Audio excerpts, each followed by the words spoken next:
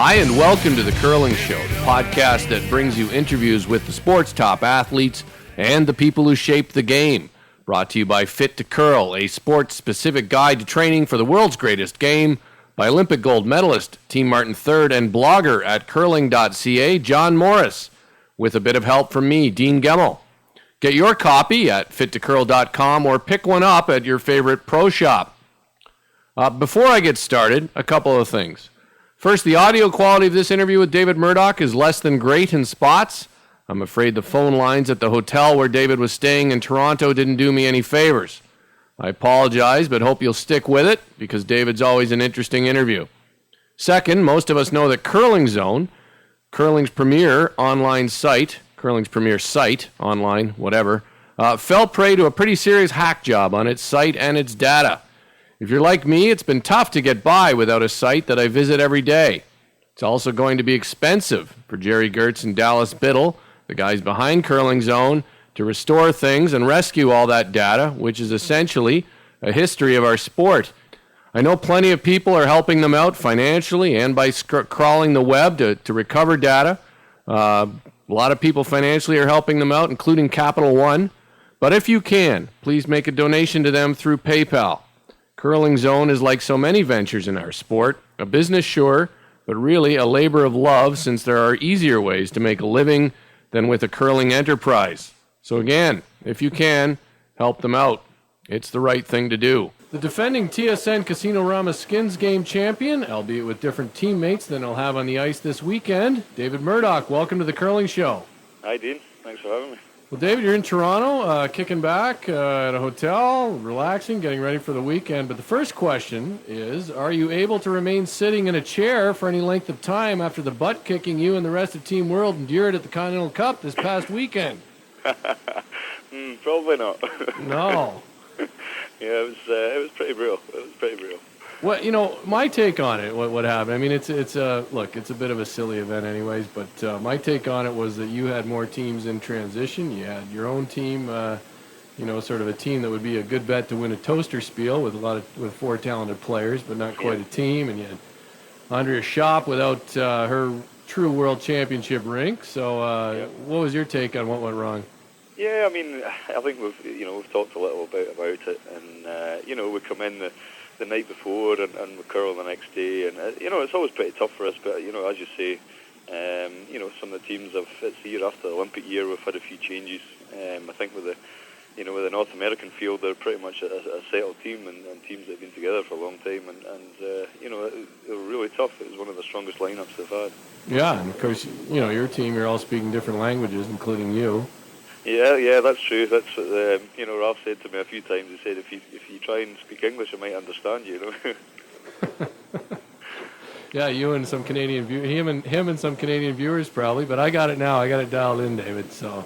Oh yeah, you get it. I know what I'm doing here. Hey, Continental Cup, I've criticized in the past. I actually really committed to watching it this year, of all years to watch it. I really committed to it, and I think it has some promise, but. Boy, I gotta believe there are some serious changes to the format that would help it a lot. Yeah, I think so too. I think it's still a very successful event, and it does well, and it's still drawing in the viewers. But I think we need to address a few problems. I think Thursday, Friday, they're both the same day, with the women in the morning, and then the mixed doubles, and then men's team games. So I think we need to change the second day. Mixed doubles is, it's a whole lot of fun to play, but it's not really exciting to watch. I think most of the players watching or the fans were, they weren't getting into it too much. I think mixed skins was very successful. It was pretty exciting to play and to watch. And as for the singles, I think that should be ended. I think it didn't come across well on TV or in the arena. Yeah, I mean, the problem with the mixed the singles or skills or whatever you want to call it, we have no frame of reference for the points you're even giving out in the thing. And I thought Kevin Palmer on the math blog guy had a good point. He thought it should be maybe the first event. Maybe you make it worth about 5% of the total points and you open the doors for free or something. Yeah. Might be the only way to save it. But, I'd love to see them go to get 5 sheets in there and get more people playing. I mean, I know a lot of the people who are on the benches, and they're great folks, and, I'd sure jump at a chance to play in that thing, but, I get tired of watching you guys cheering. Yeah, I know. It feels like that sometimes. You're you're spending a lot of time on that bench, and especially like on the Saturday, some of the guys were only throwing one rock in the singles, and it was maybe they can put in some more sheets and create a little more interest. Even the last day, I think when they sort of built it up so it's one skins game. If it did come down to that, if you guys hadn't sucked. Yeah. Sadly. Sorry, David, I'm just kidding. But they come down to this one skins game with all these points. What they forget, and they always compare it to the Ryder Cup, which isn't even a fair comparison, but the Ryder Cup's got 12 matches going on the last day. Yeah, I know. You could have 5 matches and have the defending champ pick whether they put out 3 women's or 3 men's teams. So maybe one team sits, but have a lot of matches going. Yeah, I think they need to. I mean, as I say, they need to look at the Thursday, Friday, and taking away the singles or having it earlier on. And that might be a good idea. Have a bit more going on the Sunday rather than just the 2 skins. It's they could easily bank up the skins so it's still all to play for on Sunday and have a little more going on. Yeah, even if the skins, it all comes down to the skins. A team can win the thing with all the carryovers in the 6th end, and then you got 2-0 too. So, anyways, I've gone on about the Continental Cup enough. They continue to not call me for my advice, David. So put in a good word in the WCF. We've got a whole program ready for them. All right. Hey, you just played with a select team at the Continental Cup. Your former team was a select team of sorts, but I guess this new one of yours really isn't. This is really a team that you put together? Yeah, that's right. After last year, Peter Smith was always going to retire. And the 2 Ewans, McDonald and Byers, they've had a busy 4 or 5 years, and they want to, if any year you're going to take a year out and see and reassess what's going on. I think, this is the year to do it. Ewan McDonald just got married, and Ewan Byers has a baby, and they want to spend a bit more time at home and do some work and just look at some other things. So so made a new team with Warwick and Glenn Muirhead and Ross Hepburn. So it takes time to start to gel together, but I think we're starting to see some results now. Now when you're a full-time curler. Now, was there any input from high performance people about who you should play with, or was it you on your own? Not at all. No, actually, there was no program whatsoever really for this year. They had to wait for the allocation of funding, and there was a lot of changes going on back home in Scotland. We had new coaches have just been put in place the last few weeks, and the budget has been allocated for the next lead up to the Sochi Olympics. So really it was a case of I spoke to Warwick and we decided on a new team we were going to build together. Now your program, like you mentioned, there is in transition. You have new leadership. Do you think we're going to see another go of what Mike Hay did with the 10 guys whittling it down and then selecting a team, or do you think you're going to see a team like your own, a self-formed team, have a go at it? I'm not exactly sure. I think it's more. I think there'll be certainly picks of players, but I think it's all to be decided.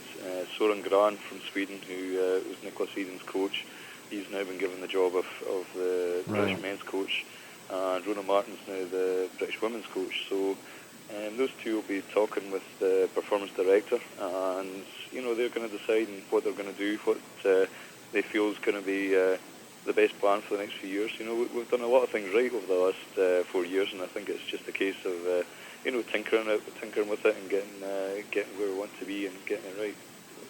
All right, this weekend, this might be one of the rare times when you're happy to draw Team Cooey, because I don't think anybody wanted to play Team Bernard. That's like a lose-lose situation, isn't it? Really? Yeah, there's only one thing that can happen. Yeah. So, your teammates though aren't probably as accustomed to this format as even. Well, Kevin Cooey hasn't played a lot of skins, but certainly see a bit more of it over here than you do. What have you tried to tell them about skins? I mean, one of the things we have been doing a little, and that was the same leading up to last year, was when we practice we play doubles, and play a skins format. So you're getting used to the angles, you're getting used to the setup, and I've had last week to practice. I've had a couple of skins games, so I'd like to think that my brain's in gear a little. Yeah, I mean, there was a lot of talk among Russ and Linda during the broadcast about how the team world maybe not calling the best skins game. I think a lot of it comes from the fact that sometimes you just play it like regular curling, right? You got a deuce, and if the deuce is loose, you try to grab it.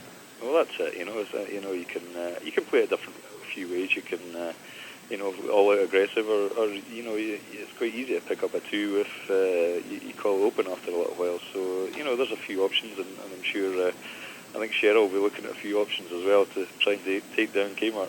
Exactly. What's the your game actually? I'm criticizing or kidding you about the performance team world, but your game actually looked pretty sharp. You had didn't have a lot of opportunities to do anything except bail yourself out. But are you feeling pretty good about your game, right? Your own game right now? Yeah, I think so. It was nice to get back on arena ice, and it was a lot of fun playing with Ralph and the guys, and they were good shooters, and with some communication things we had to work out very quickly, but it seemed to go well, and personally I felt I was throwing the rock pretty nice and calling a good game for these guys. So it's nice to have a slightly quieter year this year after the last 4 years. So I'm having a lot of fun. You mentioned getting to play on arena ice. Is there there always seems to be ongoing discussion in your home country about facilities and whatnot. Is there any positive movement on that front? Not a great deal. I think that's something that I think we need to address a little more, and certainly, trying to get a few more events on arena ice back home. The Scottish Championship has some good ice at Perth Ice Rink, but would certainly like to see it in arena. It's been done before, so hopefully it could happen again. It certainly makes a huge difference when you're playing week in, week out in arena. You see how well the Canadian guys do it, and I think that's something we need to follow. Did you play in Perth where Mike McEwen won? Yes, I did. You did? Yeah, I did. How was the ice at that event? Well, unfortunately, they lost one sheet or something, didn't they? Yeah, we lost the sheet, so they had to turn off the plant completely and open the doors to let the cold in. So it was that's trouble. It made it interesting for a little while. Yeah. But so Paul and the guys, they worked so hard. They worked overnight to get to get the leaks sorted out, and they had a lot of problems. Having the doors open for such a length of time, but they kept the event going, so it was credit to them. All right, David, we finished with a run back. I give you a topic, you give me your thoughts in 1 to 3 words. Okay, Eve Muirhead repping Scotland at the World Juniors again. Unbelievable. She's really it's pretty much assured that she's going to do that. And what is she going for now? Her 4th World Junior title? This is for her 4th gold, yeah. And she missed a year last year. I know. It's actually it's hard to believe someone who's one of the best curlers in women's curling can be still playing in juniors. She's got an incredible curling career ahead of her. Do you give her brother a hard time about being such a run-of-the-mill curler in that family? Oh, every day. Good. The debate of the Continental Cup over whether Team Ulsterud could wear the pants. Oh, outrageous. Let them play. Especially in the last day, I think they should have let them wear them. I know. I mean, the crowd, the reaction of the crowd when the guys walked out with their pink suits, it was one of the best shouts of the week. So, yeah, they should have let them play, I think. The hacking of Curling Zone. Surprising. Yeah, it's a real void. I mean, I hope Jerry gets it going. I feel bad for him because I know he puts a ton of time and effort into it. So yeah, it sounds like he's lost a lot of data, and hopefully they can get some back. Jerry's done some great things with stats over the last few years, so it's a shame something like that's happened. Yeah, I think we're going to have a virtual pass the hat there or something. So I think maybe. I don't think Jerry's getting rich from the Curling Zone, and it's going to cost him some money to get it back up. The Royal Caledonian declining to send a team to the Four Nations Cup in England. Then supporting it. Now it's being supported. It's being supported now. Yeah. Well, grassroots stuff here, David. Good for them. Good for them, right? All right. How about Bob Cowan's Skip Cottage curling blog? Very well done. Bob's great. He covers it well and doing it off his own back most of the time, taking some donations. But you get to see everything and get to see pictures, and all credit to him for doing that. Yeah, he's a champ. You know what I love? I love when he's put on those videos of from the '80s when they'd have events in Scotland and invite the previous year's Briar rep and stuff like that. Yeah. Oh, brilliant stuff. Yeah, he's got a few more to come. I think there's. Does he really? There's some great old tapes that he has of the '80s with some of the Scottish Championship. I think he's got some of the a Hackner in Glasgow in '85. So there could be some more interesting YouTube moments. Oh, it's brilliant. I mean, and the first of all, the ice conditions look horrible. That's oh my God, it's a different world of curling, isn't it? Yeah, and the technique was awful. I was watching. They had Ryan's team with Galzel skipping, and outside of Wally Walchuk, whose delivery is its own animal anyways, but at least we know it's long-term effective. But gosh, Galzel looked awful. He looked horrible. Oh, it's a different world back then, isn't it? It sure was. It's amazing how far curling's came. Yeah, and you guys had, you had ice with 2 feet of fall and guys sweeping on the same side of the rock, but it's brilliant. Tell Bob to keep that stuff coming. I love it. And finally, we'll finally get to this last one. Nicholas Eden sweeping. Yes. Well, Nicholas used to be a great sweeper, and I think it must be the usual thing that when you become a skip, you lose all your power. So he's back to being a near mortal. Yeah, he lost his power, and he doesn't know how to get in front of the rock anymore. I don't know what. He used to be able to be a great sweeper, but the usual thing. You start skipping, and all of a sudden you can't sweep a rock. All right, Dave. Well, you were a fifth, weren't you, at the European Championships? I saw you with a brush in your hand out front of the tee line. Yeah, that's right. I played one game for Hammy at Leeds, and I could tell you it was the toughest 2 hours of my life. I was sweating buckets. Now I was working for a living out there. Oh yeah. Well, hey David, I appreciate your time. I like I said, I thought you played great on the weekend, and you're always fun to watch. And good luck this weekend at the TSN Casino-Rama Skins Game. I don't know. Like I said, I usually let everybody name sponsors. Who do you guys have sponsors this year? I actually know with breaking up the team, we've never managed to get any together. But Balance Plus still always support us, Lino and the guys, and Scott. So credit to them, and we appreciate their help. All right, David. Good luck this weekend. Look forward to watching. Thanks very much, Dean.